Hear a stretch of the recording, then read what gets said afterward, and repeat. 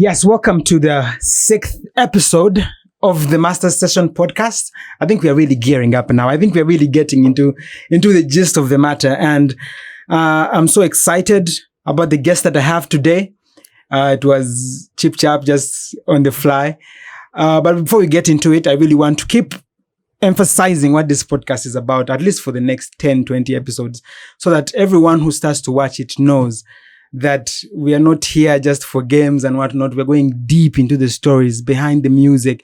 You guys see the flashy cars, you see the girls, you see the fame, but you don't know the real stories behind this. And we're hoping that this is a platform where you can get to see, to know the real behind the scenes industry people and what they are really doing, so that when you see the music, you know that there's real people behind it. So let's get into it. My guest today is going to introduce himself. And I'm so honored to have you on the show.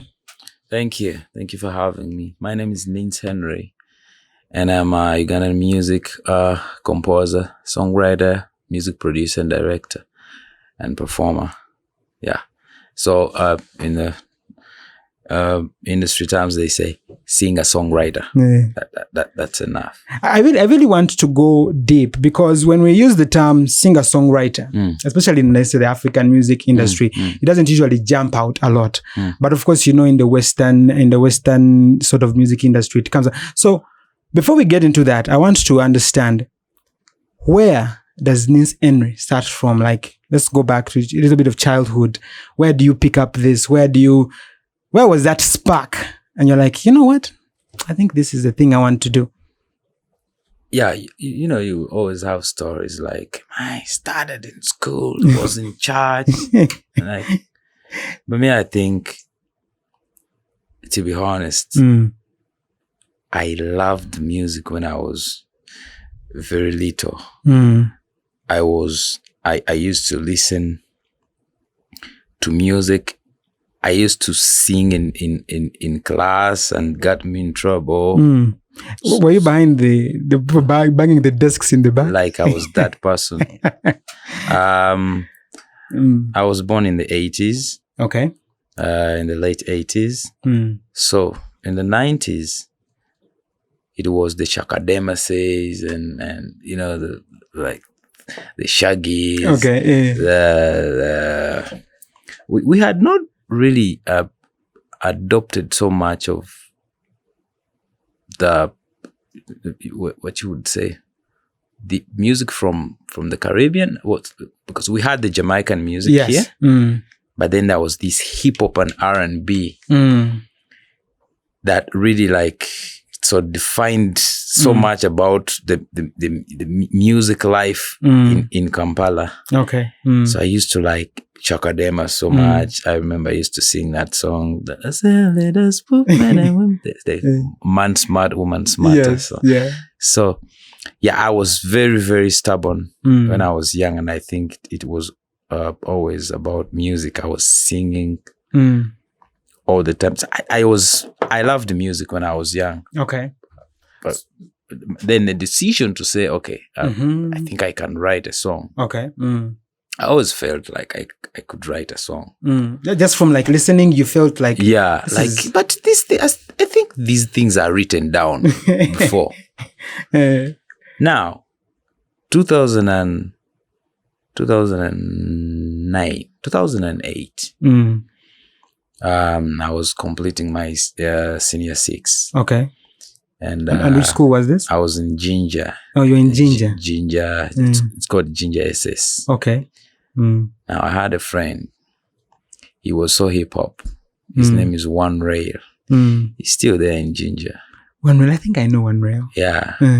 One Rail. So One Rail used to take me to the cafes, the internet cafes. And we would. For those who don't know internet cafes, the kids now. Yeah, it's a place where you'd actually go to access the internet. Yeah. But now you just go and pay, so that they give you minutes. You pay for the minutes, and you log in and do something on the internet. Okay. We had no YouTube.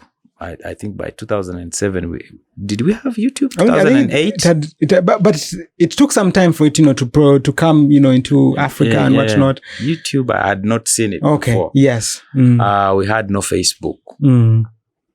me, I didn't know about Facebook. So what we had was we used to do Friendster. Was it Friendster? No, there was One Space. No, MySpace. MySpace. Yes. MySpace. So you were on MySpace in the early days of MySpace. Yeah.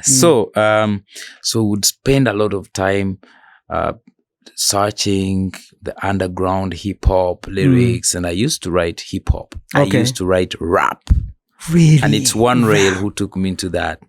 I would like write like things and then go on the internet and see how I can interpret them and then include those real vocals of the hip hop, the hip hop vernacular. And so at school they used to call me Chemical. That's a good rap name by Chemical. Yeah, I was Chemical because you were the one cooking the. Yeah, because I remember it's because I had this song. It had become so popular at school. It was called Chemical. I used to rap, creeping me as a crop for your blood, stoop daddy as a bathroom into your club. So I was a rapper. And then the girls are like, chemicals to recognize when you feel it, chemical. So after high school, and now, so I'm back home. I'm in Kampala, and I'm trying to make connections with the people in the mainstream industry. The first person I made friends with was Chizo. But and I'm sorry to cut you off here, but before you go into the mainstream, your first experience with the music and a little bit of fame, of course, with the Chemical from school, you experienced that. When was the first time you go to the studio to like, okay, you know what? I can write these raps. I'm killing the crowds. I want to now make music. Okay. Now, 2009, there is a man called Omlangira Ndaus. Okay. Omlangira Ndaus. The radio presenter, yes. Yeah, he's at Hot 100 at Radio Simba. He was my friend. He introduces me to Bebe Cool. Okay.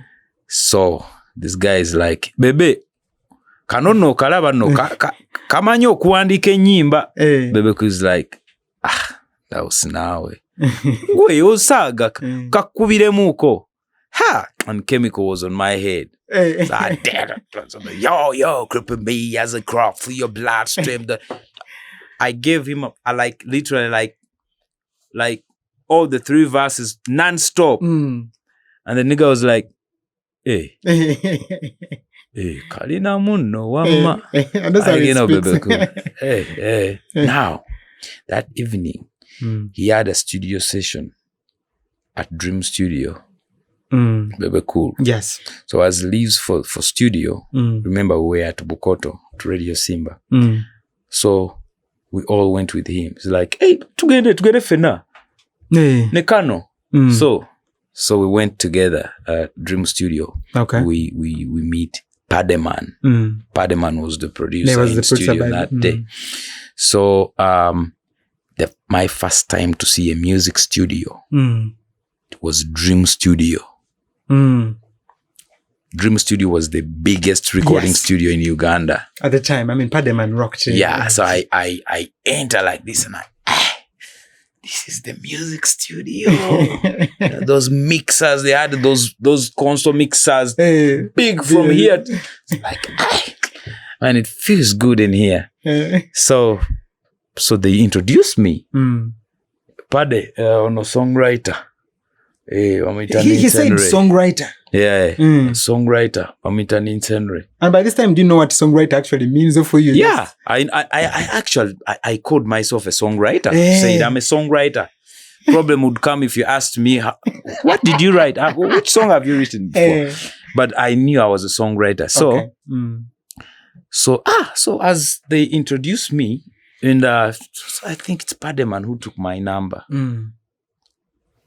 You know, the following day, so they did their work. There was a song they were mixing, so they did their work, and then we left. The following day, not the following day. I think the following week, I'm there, and a phone call. Hey, hello, NINCE HENRY. This is Dream Studio. Waliwo omukyala ali wano ayagala omwandikireyo oluyimba. Like, what? Okay. You them, you called yourself songwriter. And on a border. Kanzije.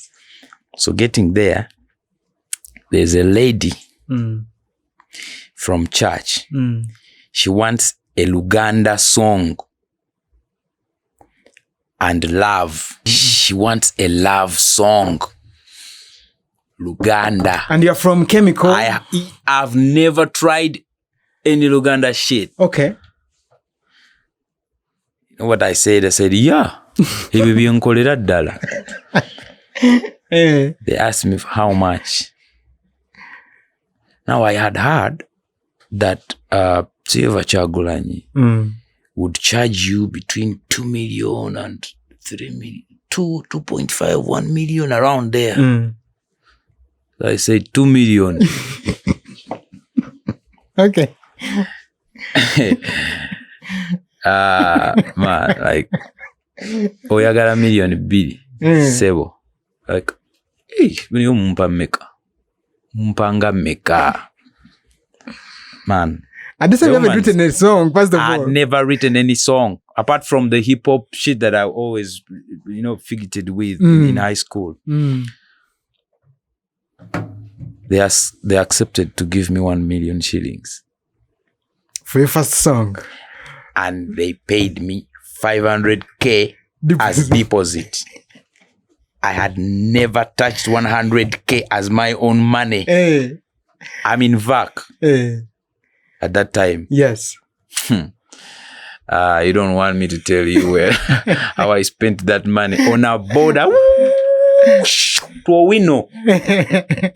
Man, I went to Owino. I don't back then Owino was cheap. Cheap and classy. We had these. You remember those crossed t-shirts, like polo t-shirt? They had a chitoji. And they had the big colors. Yes, like yes. Mama ne soka ngule bi t-shirt ngabi na. Chitoji taken wa blue. I bought some Reeboks. Nenzira ku kazigo. Anenga ndi mubi. No, ninsoka nyambala.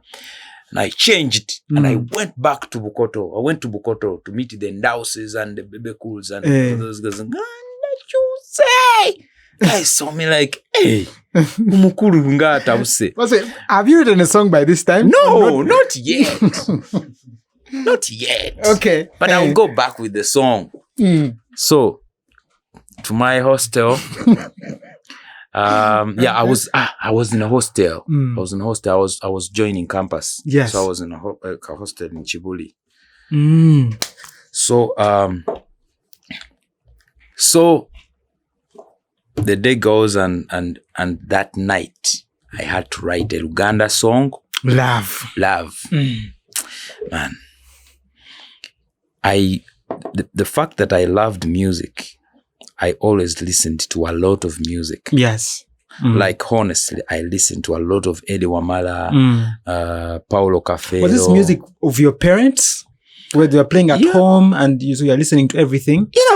In the 90s, that's the music that was playing really. Like in Ugandan music, that was Ugandan music. Paulo Cafero, Eddie Wamala, Barora Mainja, Geoffrey Rutaya, those guys. Yes. And of course now this one is running the mainstream industry at that time, Chameleon, Bebe Cool and Bobby. So I'm like, okay, so I at home had a guitar.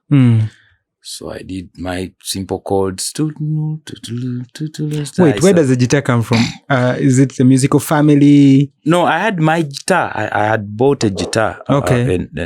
After high school, in VAC, I had a guitar. So long story short, the next day I went to studio called Pademan. Riman. Nzije recordingirawo akayimba ka omuchala nakamazo kawandika. Demo. Yeah, demo. So I got to studio and Pademan, I did it. Pademan, what Pade did, they put for me a page. They opened for me Logic, and they told me, you go with your guitar to the booth, and I had my guitar and I played.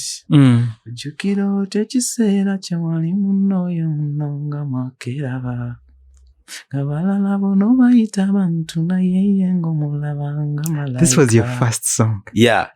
And when I voiced that, so Pademan came back later and he found what I had done. It was saved and kept for him to come and go through and see how he can bounce it and give it to the owner. So he came back and I was away already, so I had gone back. So he calls me like, Gwe, okakasa gwe wawandiise bino. Like, yes sebo nze nabiwandiise. Mwana tobe nyimba z'abantu. Sijja biproducing nze obobi. Like sebo nze naluwandiise. So like they didn't believe it. Even though I'm still not believing because I'm like, that was the first song I wrote. Now the song is given to the owner. Nalwagala nalusima, and then so they gave us a program. So they told me, now you have to be there in studio. You have to direct the person singing that song, because if you created that melody, then it's you who knows the dynamics. So you have to be there to guide. Like, I even have to be there. So this thing, I'm running it till the end. Yeah.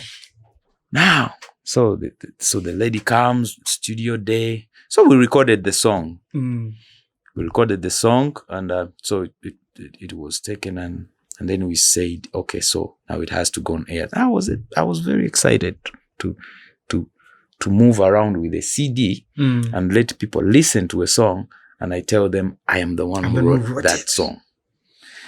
And of course, many could not believe, like, lady. So I think within weeks, about 2 or 3 weeks, like the song was so big. That was a hit song. Yeah. I'm forgetting the name. What is the name of the artist? The artist is called Samali Matovu. Yes, Samali Matovu. Yeah. The song was so big. It was everywhere. Let me ask you this.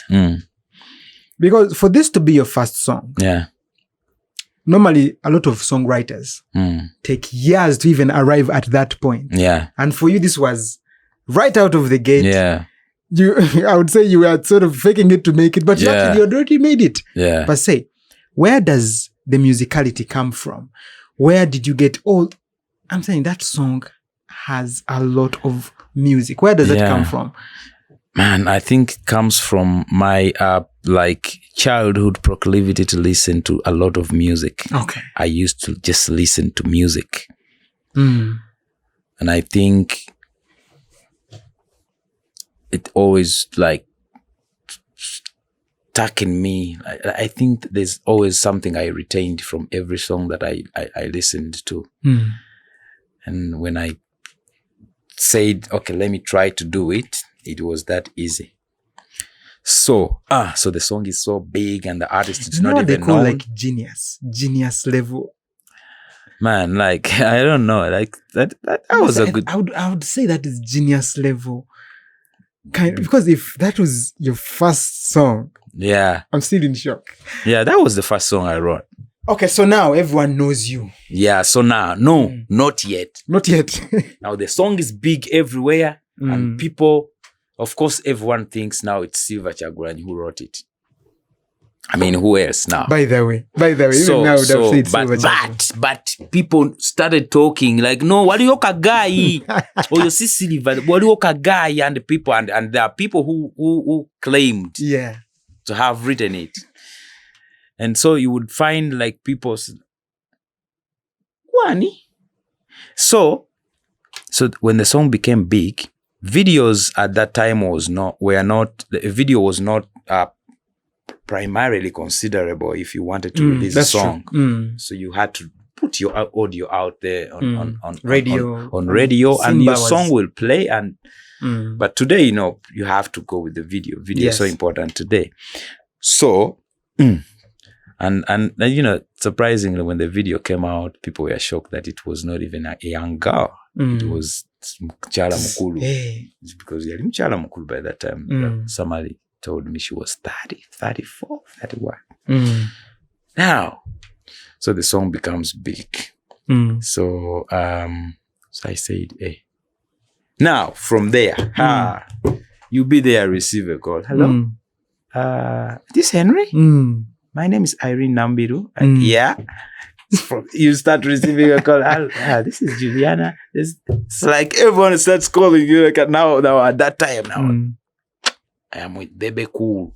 Yeah, kata Bebe Cool yanka kasiza. Of course, Bebe Cool kati. Because when I did that song, I think, of course, everyone was really shocked. Now to Bebe Cool, to whom I had introduced myself as a rapper, to see me doing this, it must have like, threw him off. Like so now so I started going to studio with him. I think then I wrote a song for him. It was Sweet Love. So we started doing some music with Bebe Cool, and then of course all these others who followed suit, and and the name NINCE HENRY was established in the industry, and I think that very year, that song was the Pearl of Africa Music Award Song of the Year. Yes. And the artist was the new artist of the year. But I did not win the songwriter of the year.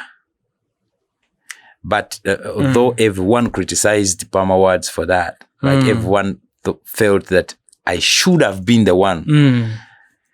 But I mean, I didn't win. I won the next year. Okay. Because I think it's the next year when I wrote Irene Nambiru's album Birowozo.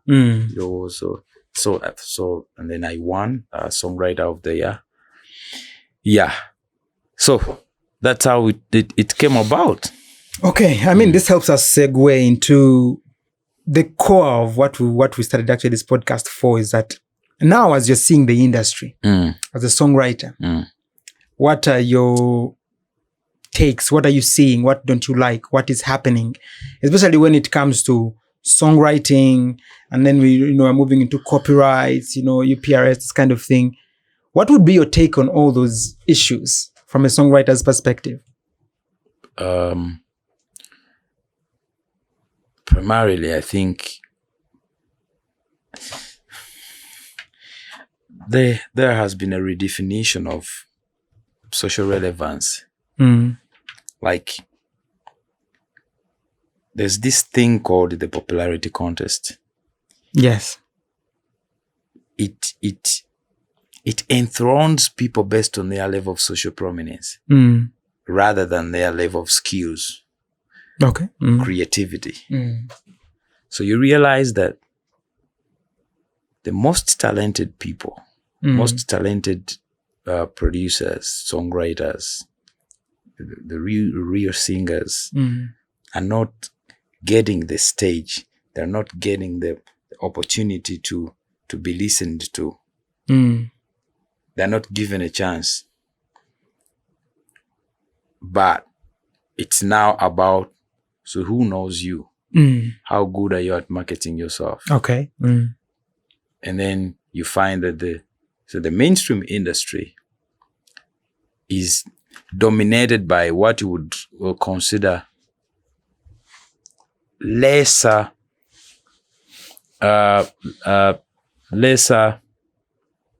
authentic in terms of like real creativity. Bubblegum music. Yeah, like then you ask yourself, okay, you don't want to mention someone's song, but why is this the song dominating Uganda's airwaves? You understand? Like, why is this like now? Why is it now? It's this that is driving society. But it's in all areas of society. It's like, so you have to market yourself. Okay. However good you are, it hurts to find that the real written music, songs that are good, that have ceased to get a chance. It's like, what is defining airplay today is the chidongo, and that kills the real meaning of what you would want to listen to as music. It's the reason why when you hear a Beyonce 2008 song, and you want to compare it to the current album. You're like, man, this is the music. Now, where are we going? But we need to accept the fact that I think it has to do with the world population growth. And I have been reading extensively human psychology for the last 4 years. Okay. 4 or 5 years. And I've focused so much on personality psychology. And I think I've studied the temperamental science and the personality traits that constitute individual human behavioral differences. So these personality traits like extroversion, narcissism, conscientiousness, you find that it's the extroverts that are winning. You think it's because of, the social people are, it's like the world is now noisy, so it's hard to get people sit down, shut up and listen. So you have to shout with them. Okay. And the more you will shout, the more you will be heard, and you will join the ruckus, and you will go and you will be noticed, and yes, that's it. Yes. So the good people, the introverts, the people who take time to think and they want everything to move authentically, are lagging behind. Naturally, like society is cutting them off. Okay. Because now, I don't want to ask, like, okay, so what is the authenticity of what you're putting forward as the reason why I should accept you? But you are known. So Katumba Oye. Like, yeah, Katumba Oye, like, yeah, that's it. And, okay.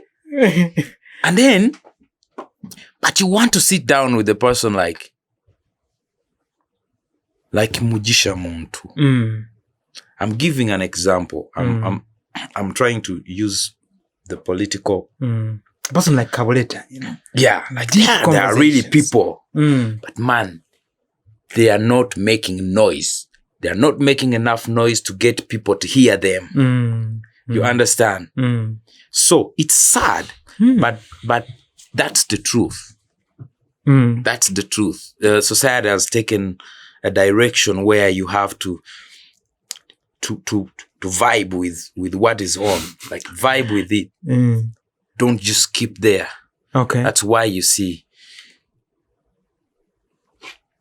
who is the main artist now, who are the artists now dominating the mainstream industry. Do you want to put them on a scale of giftedness with those ones in the 90s, and how much would they score? Understand? Would you say that would be like, maybe, because I agree with you, I think there's a problem. But how much of that is, let's say, nostalgia? Because that was the music when we were young. That was the music when we enjoyed that. That's what we had, our first kiss to, first, date. Would you attribute it to nostalgia a bit, maybe? Like I've told you. Okay, with age, the tastes and preferences change. Yes. We have given birth to kids and we want them to feel good. And these kids, first of all, the style of parenting, we have changed it. Yes. You don't want to get your kid to do what you want if it has what it wants to do. Because you don't want to feel like you are bugging this kid and you are annoying him and you are forcing them into something that you hated when you were young. Yes. So what you hated when you were young, what your parents did to shape you, and you hated it and you didn't like it, you cannot imagine your child going through it. That's true. So you sit back and like, there is the way. Just explore the world. Hey, yo, enjoy life. Yeah. Be whatever you want to be. Yeah. And they just want to do what they want to do. Remember, there's an issue of technology. technology has changed. Of course, it has affected how people think. Yes. But it has changed so much about the things that we always perceived to require real skills and time. Yes. Like you can sit home and produce a song on your phone.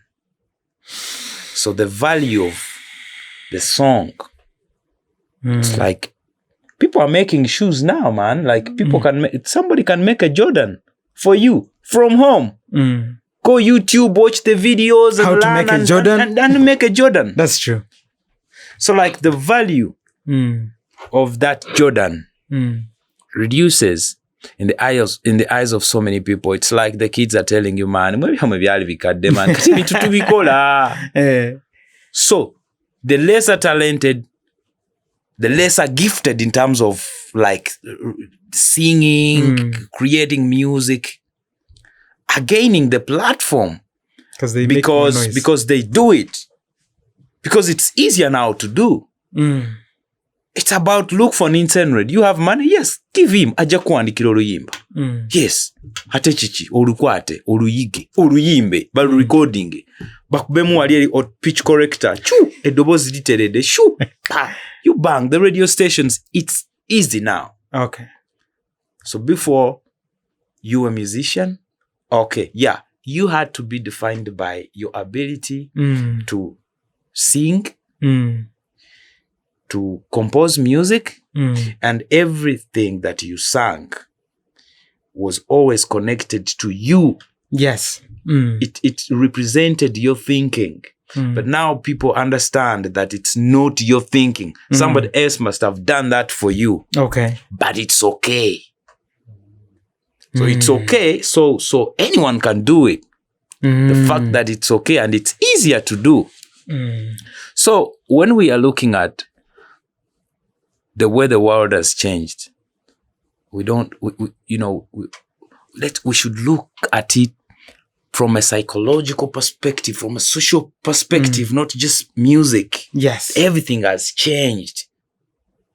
Man, like you would ask yourself, man, like where was the iPhone? And you see the speed, the rate at which so fast. Yeah. Okay, so as we wrap up, I just want for you to share maybe what you think someone should do. Because as you have said, maybe someone who's introverted, a young kid out there who's, maybe same as you, he was going through and he doesn't have the chance to make, like for you made the noise in front of Bebe Cool. You got his attention. You went to Dream Studio and got their attention. You had that naturally. When someone doesn't have that naturally, what can they do? Some young producer or young songwriter who's listening to this, what advice can you give them as we wrap up? I think you need to move with the wave. I mean, that's it. Like we are not going to be here trying to motivate people to be like what we think is the reality about how human beings should be. I mean, all aspects of human nature have changed. So let the kids, but the most important thing, and I think I've spoken to some parents about it. Let's speak with the kids about the real values and the good things that they are supposed to do. Okay, talk to the kids as they grow up. Tell them kindness, compassion, drugs is bad. Things, yes. There are things that are really bad for your life. Yes. Let them know the dangers of society today. But I think, you must operate in congruence with society and how it works. If you are not an extrovert and you are full of the negative emotions, that means you are neurotic. You can try to work on that. Okay. Go out there, meet people, be happy. But be a very responsible person. Be responsible, but don't be a neurotic. Don't be a person who is like this. No. What you need to know is that the people who are outgoing, the people who don't just keep quiet are the ones winning. Yes. So win with them.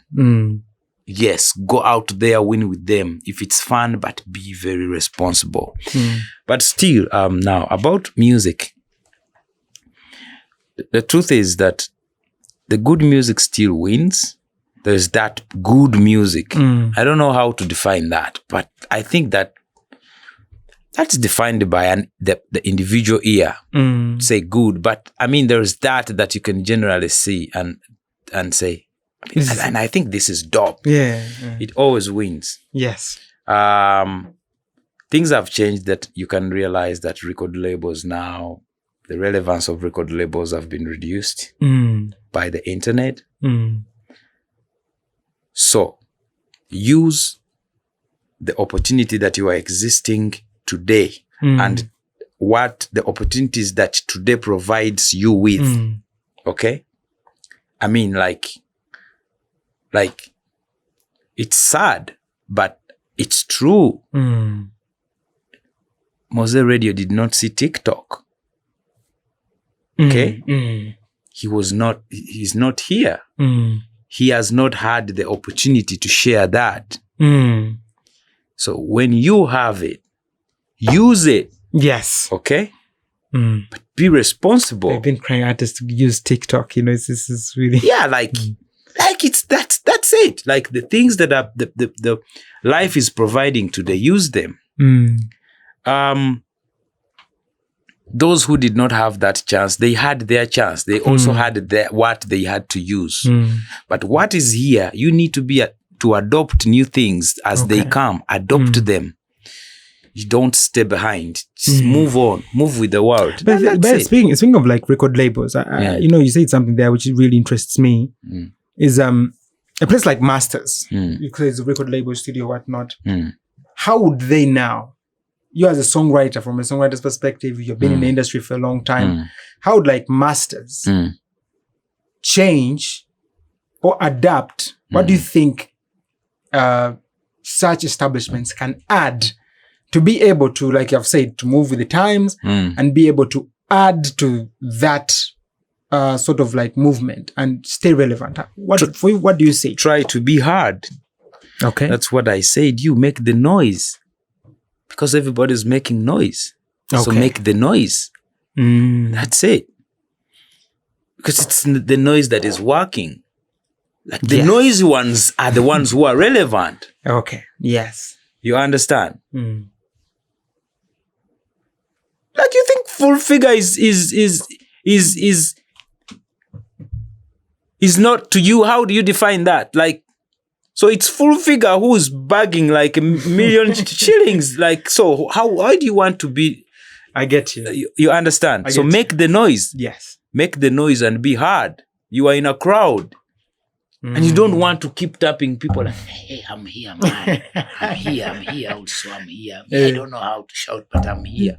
Like, hey, man, we are shouting. You be there. So shout. Yes. It's the noise now. That's it. That's amazing. Yeah. Thank you so much, NINCE Henry. And any final words you want to, give out? But do you have any new projects coming out? What are you working on? Yes. Yeah. I have new music to put out. I've had challenges about with management. For the last 5 years, I've really struggled so much with trying to establish a team for myself that you can call management. Yes. And that's because it's what works. Individuality no longer works in the industry. True. You need to have a team. So where we had to take a song on radio, and as long as it's played, oyani, they look for you. No. So now it's about having people to work. Because with this amount of noise like you described, you actually need a team. Yeah, you need a team. So I've struggled so much. But I think eventually I can say I have a management, and I'm trying to see how I can release my first single in January with this new management. And see how I can move on. I have so many fans who keep telling me, man, why did you just disappear? Stop? But yeah, I'm going to put music out. And then the other thing, I'm trying to see how how we can get like more people, more artists, more young, talented music hopefuls to the commercial stage, to the mainstream stage. We are helping so many other artists to come out. Yeah. I'm really excited to see what you're working on. Yeah, what I do is I create music for you, but not just that. I provide you with knowledge about how to go about the industry. I provide you with a plan and the do's and don'ts of the industry, so that you know what you expect, what should you expect, and how prepared you should be as you come into the mainstream industry. So that has always defined me as NINCE Henry. It's not just about writing song. It's not just it. I've always said that I think everyone can write a song. Everyone. But it's what,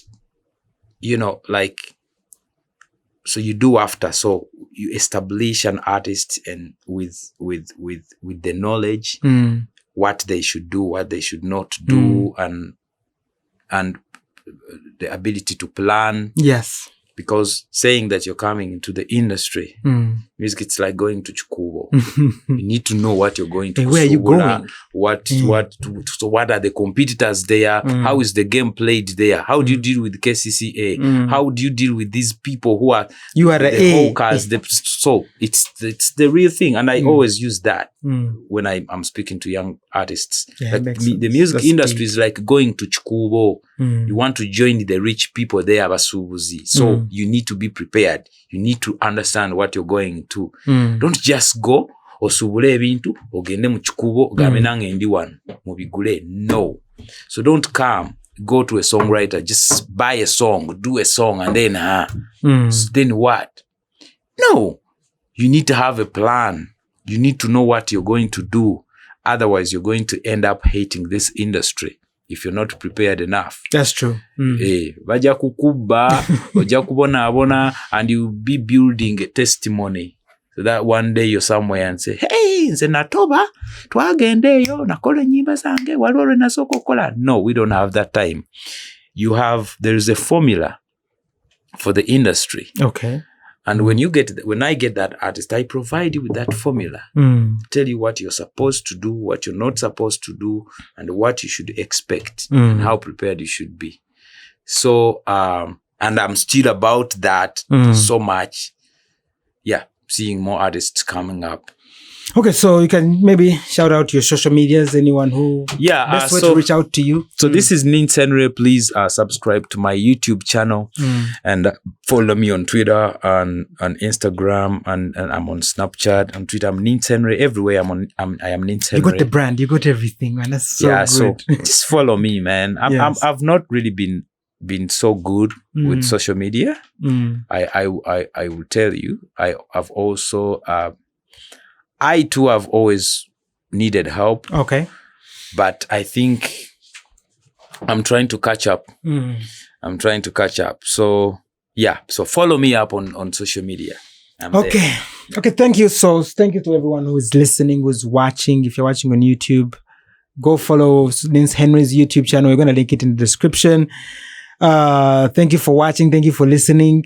We know these are sort of long. Most of you are complaining, Davin, these videos are so long. No, these videos are packed with a lot of value, and you should watch them until the end so that you can learn and, gain something. That's what we are hoping for this platform. So thank you for watching. And if you're listening, please rate us on Spotify, give us a good, review, comment, tell us. And if you have any questions for NINCE Henry, put them in the comment section, hit him up on social media. And thank you for watching. NINCE, thanks for stepping by. Yeah. And we shall see in the next video.